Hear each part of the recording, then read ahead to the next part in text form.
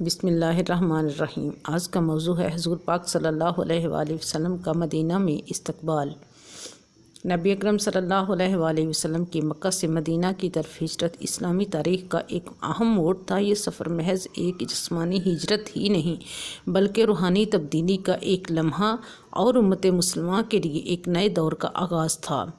مکہ مکرمہ میں برسوں کے ظلم و ستم کے بعد پیغمبر اکرم صلی اللہ علیہ وآلہ وسلم اور ان کے پیروکاروں کو بے پناہ مشکلات کا سامنا کرنا پڑا۔ قریش کے سرداروں نے ان کے قتل کی سازش کی، لیکن اللہ تعالیٰ کی رحمت سے وہ اور ان کے قریبی ساتھی ابو بکر صدیق رضی اللہ تعالیٰ عنہ خفیہ طور پر مکہ سے نکل گئے۔ انہوں نے قریش کے تعاقب سے بچتے ہوئے 3 راتیں غار ثور میں قیام کیا۔ ایک محفوظ راستہ یقینی بنانے کے بعد انہوں نے اپنا سفر شمال کی طرف جاری رکھا۔ مدینہ منورہ میں شاندار استقبال۔ رسول اکرم صلی اللہ علیہ وآلہ وسلم کی ہجرت کی خبر پہلے ہی یثرب میں پھیل چکی تھی اور لوگ آپ کی آمد کا بے صبری سے انتظار کر رہے تھے۔ ہر صبح انصار مدینہ رہنے والے پیارے رسول صلی اللہ علیہ وسلم کی ایک جھلک دیکھنے کی امید میں شہر کے باہر جمع ہوتے۔ آخر کار 12 ربیع الاول کو رسول پاک صلی اللہ علیہ وآلہ وسلم مدینہ منورہ کے نواح میں واقع ایک چھوٹے سے گاؤں قباء پہنچے۔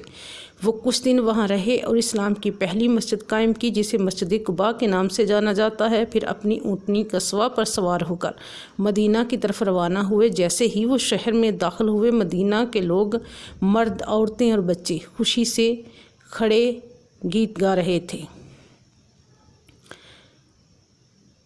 جب لوگوں نے آپ کو اپنے گھروں میں رہنے کی دعوت دی تو آپ صلی اللہ علیہ وآلہ وسلم نے نہایت خوش اسلوبی سے منع کر دیا اور فرمایا کہ اونٹ کو فیصلہ کرنے دو، اللہ کی طرف سے اسے ہدایت ہے۔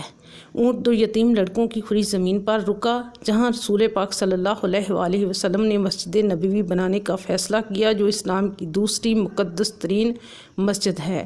رسول کریم صلی اللہ علیہ وسلم نے مدینہ منورہ میں جو سب سے پہلے کام کیا، ان میں ایک مہاجرین مکہ سے آنے والے مہاجرین اور انصار مدینہ کے مددگار کے درمیان اتحاد قائم کر دیا تھا۔ بھائی چارے کی اس بندھن نے ایک مضبوط اور انصاف پسند معاشرے کی بنیاد رکھی۔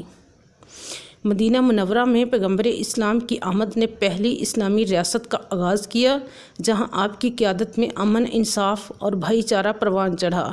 یہ شہر اسلامی تعلیمات اور حکمرانی کا مرکز بن گیا۔ اسلام کا پیغام دور دور تک پھیلا۔